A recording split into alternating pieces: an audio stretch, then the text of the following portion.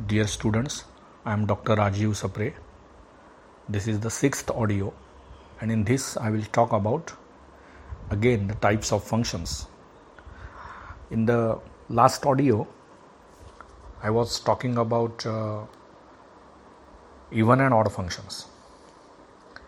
I told you what is even function. If f of minus x and f of x is same, it is an even function.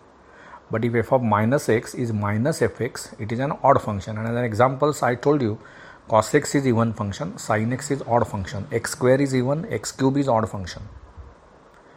But remember, don't compare this with even and odd numbers, because when you take any number, it is either even or odd.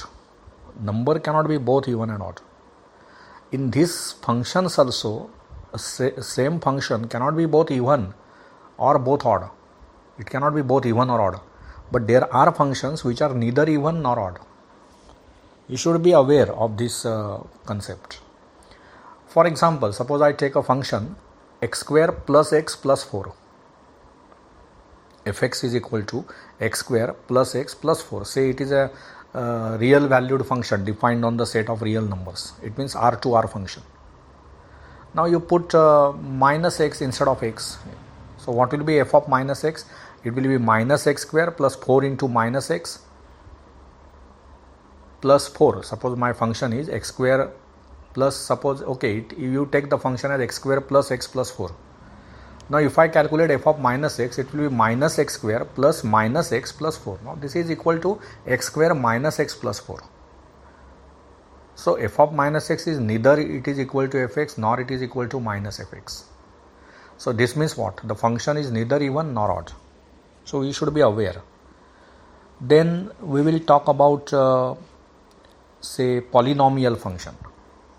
See, polynomial is an expression of the type a0 plus a1x plus a2x squared plus a3x cube and so on. Suppose the last term is an x raised to n and an is not 0, then you will call it as a polynomial of degree n. In 10th standard, you have studied quadratic equations. So the left hand side of any quadratic equation was of the form ax square plus bx plus c. This is a polynomial again of degree 2. When you take any cubic expression, say x cube plus 5x square plus 2x minus 9, it is a cubic polynomial. That means polynomial of degree 3. So this type of function means if it is a R to R function where f of x is equal to, say, suppose it is a0 plus a1x plus a2x square plus and so on up to an x raised to n, where n is not equal to 0, then this is a polynomial function of degree n. Okay, suppose I take f of x is equal to 2 plus 3x. What is that? It is a polynomial function of degree 1. Such functions are called linear functions. Why linear functions? Because if you take y is equal to 2 plus 3x, then if you draw the graph, it is a straight line. That is why it is a linear function. So, but it is a polynomial function because f of x is equal to 2 plus 3x and that 2 plus 3x is a polynomial of degree 1. Understood? So this type of functions, for example, many functions we can talk about. Fx is equal to x square, a polynomial function. Fx is equal to x cube plus 3x square plus 5x minus 7, polynomial function. Okay.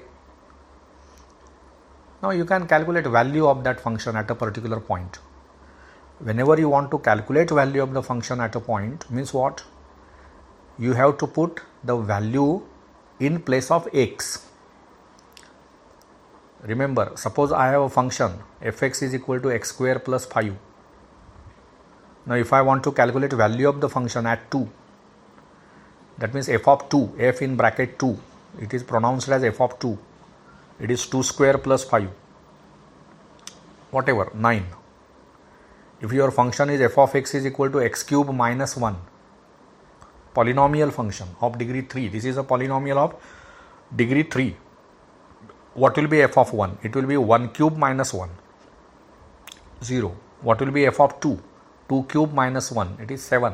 What is f of minus 2? Minus 2 cube minus 1, so it will be minus 9. Like that. So whenever I want to calculate value of the function at a particular point, then in the definition of the function you have to put that value in place of x. Okay, so this is about the polynomial function. Next to that, I will tell you about rational function. Rational function, in the sense it is a function of the form, rational numbers. Rational numbers are those numbers which are written as p upon q, where q is not equal to 0. Similarly, a rational function is a function of the type fx upon gx, where fx and gx are polynomial functions and gx is not equal to 0 in the domain. Because always remember, denominator you cannot make 0. If the denominator becomes 0, it is division by 0, which is not allowed.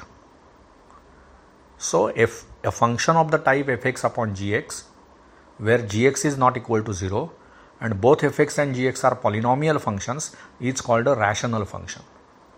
For example, if I take fx is equal to 3x plus 2 upon x square plus 5x plus 2.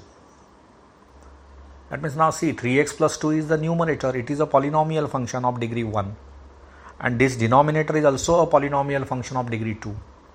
So such a function is called as a rational function. So many examples you can form also. Suppose I take fx is equal to 1 upon x. 1 is a constant polynomial. A polynomial of degree 0 is called constant polynomial. Upon x, x is a polynomial of degree 1. But this function to be meaningful, the denominator should not become 0. So what will be the domain of this function? Whole set of real numbers minus singleton 0. Because if you take 0, this function has no value. If I take a function fx is equal to x plus 2 upon x squared minus 1. Now x plus 2 is a polynomial function of degree, it is a polynomial of degree 1, and denominator, that is x squared minus 1, it is also a polynomial of degree 2. So this numerator, this function, see, this function is written as fx upon gx, where fx and gx are polynomials. So this is a rational function. But here also, this function, for this function to be meaningful, the denominator, that is x squared minus 1, should not be 0. Now when x squared minus 1 will be 0? When it is plus 1 or minus 1. So you must remove these two numbers from the set of real numbers. So r minus, in what we can say, curly brackets, you can write minus 1 plus 1. So these only two elements. See, when you are writing mathematical material, you have to always keep attention to what you are writing. If you here write circular brackets, and in that if you write minus 1, 1, then it may be open interval from minus 1 to plus 1. That is not what we are interested. We are saying we are removing only 2 points. Which 2 points? 1 and minus 1. Why we are removing those 2 points? Because if we take those 2 points, then denominator vanishes. And we are not allowed to make denominator 0 in any quotient that we are writing. That is why the domain of this function will be r minus doubleton set 1 and minus 1. So this is called as a rational function. Then we will, next function that we will talk about will be modulus function, or it is also called as an absolute value function. What is that? A function defined by f of x is equal to mod x. Mod x, two vertical lines, and between that x. For all values of x is called absolute value of the function. What is the definition of mod x? You should understand, definition of mod x is mod of x is same as x when x is non-negative. That means when x is greater than or equal to 0, mod x is x. But when x is less than 0, mod x is minus x. See, mod of any real number that you take, absolute value of any real number that you take, mod and absolute value are synonyms. Mod is same as absolute value. So absolute value of any non-negative in it means what? Greater than or equal to 0. is same as that. So if it is absolute value of 5 will be 5, absolute value of 0 will be 0, absolute value of 7.3 will be 7.3, because they are all non-negative real numbers. But when you take absolute value of minus 5, it is plus 5. It means what? Minus 5 is less than 0. So when the number is less than 0, the absolute value will be minus of that number. But as the number is less than 0, it itself is a negative number, and minus of that will be positive.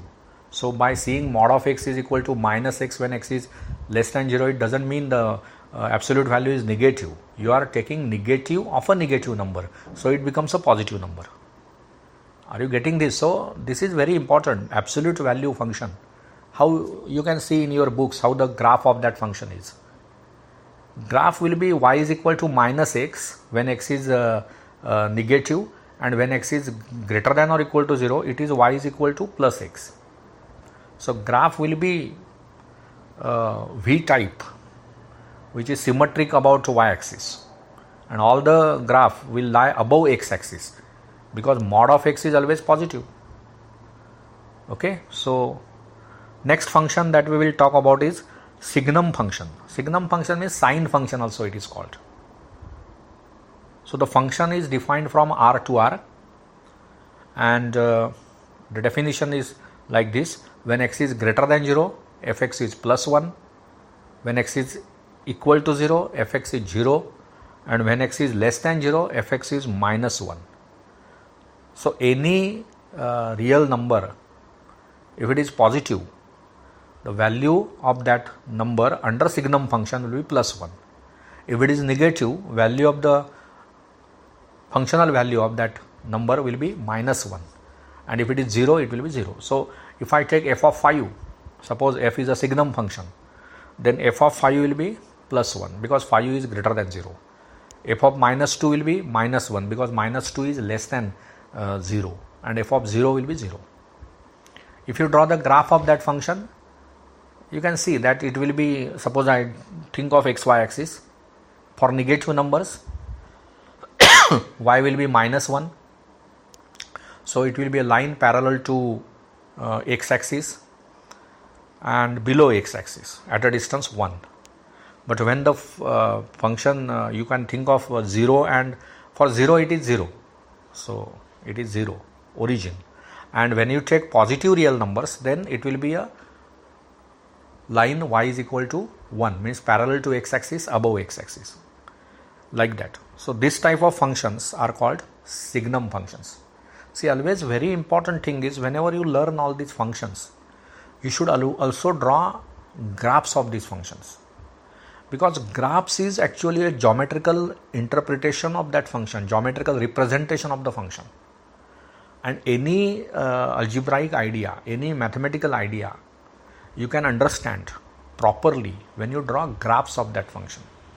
So you know, always it is said that whatever you cannot understand by reading hundreds, thousands of words can be understood immediately by observing the diagram or by observing the picture. Same thing here. All the algebraic concepts, all the mathematical concepts, wherever possible, you have to draw graphs of that function. So geometrical interpretation of the algebraic ideas. See, geometrical interpretation of algebraic ideas is a invariable part of mathematics. When you want to learn mathematics properly, when you want to understand mathematics, see, getting marks in mathematics paper is not much important. Understanding mathematics is something which is different. And if you are interested in understanding mathematics, then remember, geometrical representations of the ideas that you are doing, they count very much.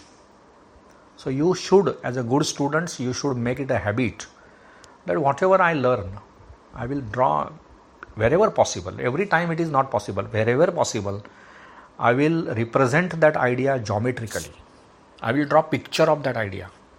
Then that concept can be properly understood.